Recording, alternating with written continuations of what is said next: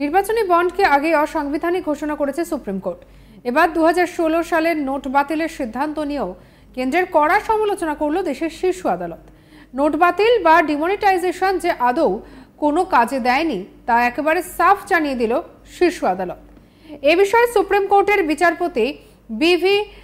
নাগরত্নার মতে, বাতিল হওয়া 500 এবং 1000 টাকার 98% নোটই ব্যাংকে ফিরে এসেছে। তাহলে সেটা কি করে কালো টাকা মুক্ত হলো? সুপ্রিম কোর্টের পর্যবেক্ষণ যে 2016 সালে ডিমনিটাইজেশনের ফলে কালো টাকার সাদা হওয়ার রাস্তা অনেকটাই সহজ করে দেয়। যেভাবে নোট বাতিল করা হয়েছে তা নিয়েও সমালোচনা করেছে শীর্ষ আদালত। প্রসঙ্গত, ইতিমধ্যে নির্বাচনী বন্ড অসাংবিধানিক বলে জানিয়ে দিয়েছে সুপ্রিম কোর্ট। এরপরই বিজেপিকে ভোটের আগে কার্যত কোণঠাসা করার রাস্তা পেয়ে গিয়েছে বিরোধীরা।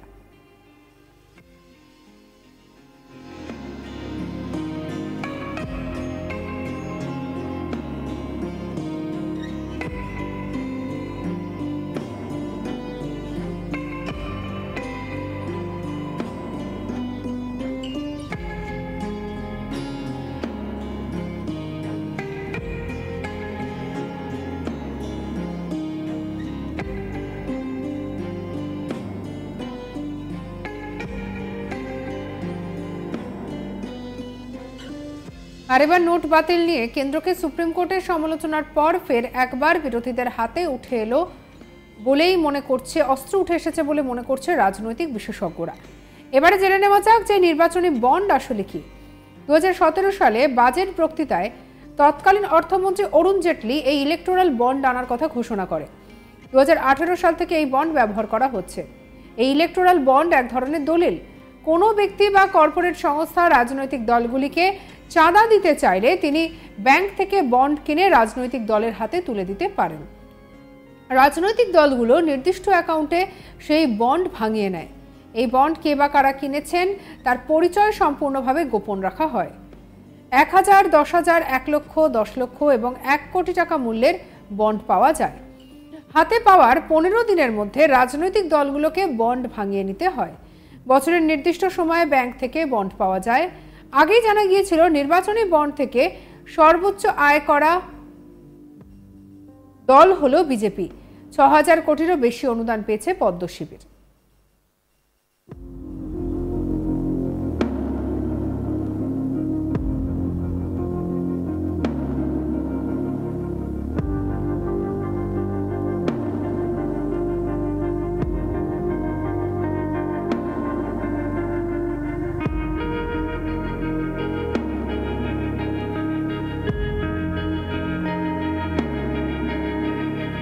দ্বিতীয় স্থানে নাম ছিল তৃণমূলের। ইলেকটোরাল বন্ড থেকে তাদের ঝুলিতে এসেছিল প্রায় 1397 কোটি টাকা। ঘাসফুল শিবিরের অনুদানের এই টাকার বেশিরভাগটাই এসেছে লটারি কিং এর সংস্থা থেকে। শীর্ষ আদালতের নির্দেশ অনুসারে ইউনিক নাম্বার সহ নির্বাচনী বন্ডের যাবতীয় তথ্য কমিশনে জমা করেছে এসবিআই।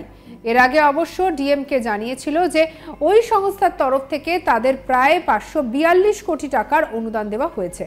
তবে এবার যেটা জানা গেল, তৃণমূলকে দেওয়া অনুদানের পরিমাণ সেই অঙ্কটাকে ছাপিয়ে গিয়েছে। অন্যদিকে কেন্দ্রের শাসক দল বিজেপিকে 100 কোটি টাকা অনুদান দিয়েছে মার্টিনের সংস্থা। আর এদিকে স্যান্টিয়াগো মার্টিন কে, সেই বিষয়টাও আপনাদেরকে বলি।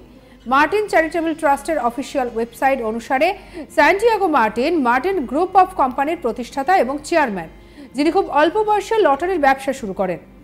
মার্টিন লটারি কিং হিসেবে বেশ পরিচিত। তিনি লটারির ব্যবসায় প্রবেশের আগে তিনি মায়ানমারের ইয়াঙ্গুনে শ্রমিক হিসেবে কাজ করতেন, আর এরপর তিনি ভারতে ফিরে আসেন।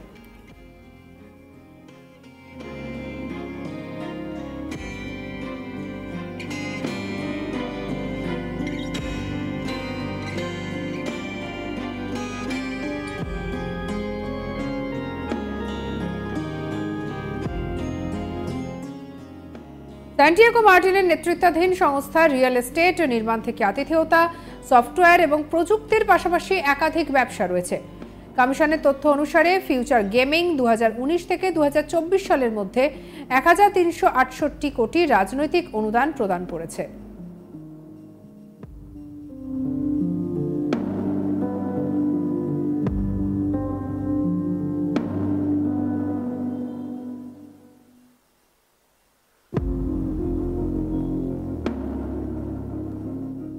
স্যান্টিয়াগোর কোম্পানির বিরুদ্ধে আর্থিক প্রতারণার অভিযোগ রয়েছে। 2019 সাল থেকে এর তদন্ত করেছে এনফোর্সমেন্ট ডিরেক্টরেট।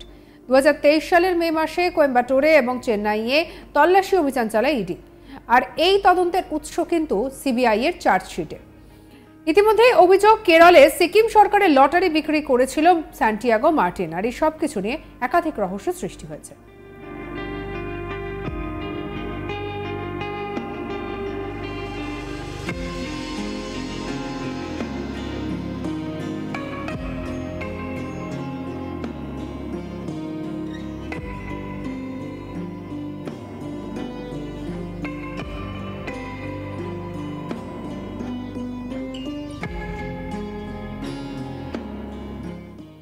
নির্বাচনী বন্ডকে আগেই অসাংবিধানিক ঘোষণা করেছে সুপ্রিম কোর্ট। আর এবার 2016 সালে নোট বাতিলের সিদ্ধান্ত নিয়েও কেন্দ্রের কড়া সমালোচনা করল দেশের শীর্ষ আদালত। নোট বাতিল বা ডিমনিটাইজেশন যে আদৌ কোনো কাজে দেয়নি তা সাফ জানিয়ে দিল শীর্ষ আদালত।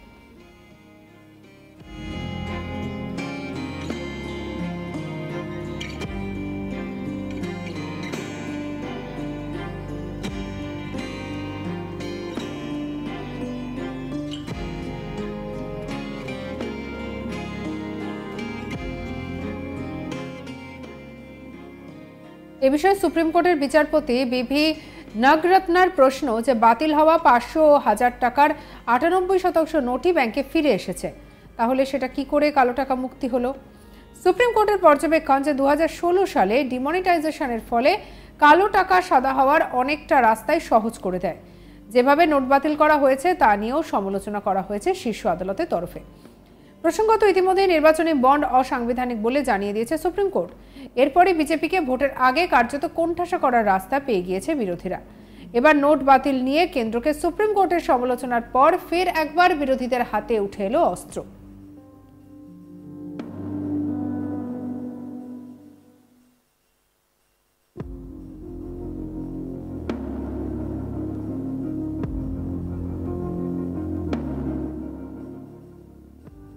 2017 সালে বাজেট বক্তৃতায় তৎকালীন অর্থমন্ত্রী অরুণ জেটলি এই ইলেকটোরাল বন্ড আনার কথা ঘোষণা করেন। 2018 সাল থেকে এই বন্ড ব্যবহার করা হচ্ছে। এই ইলেকটোরাল বন্ড এক ধরনের দলিল। কোনো ব্যক্তি বা কর্পোরেট সংস্থা রাজনৈতিক দলগুলিকে চাঁদা দিতে চাইলে তিনি ব্যাংক থেকে বন্ড কিনে রাজনৈতিক দলের হাতে তুলে দিতে পারেন। রাজনৈতিক দলগুলির নির্দিষ্ট অ্যাকাউন্টে সেই বন্ড ভাঙিয়ে নেয়। কে এই বন্ড বা কারা এই বন্ড কিনেছেন তার পরিচয় সম্পূর্ণভাবে গোপন রাখা হয়। সঙ্গে রাখুন আজ তাক বাংলাকে, সাবস্ক্রাইব করতে ভুলবেন না।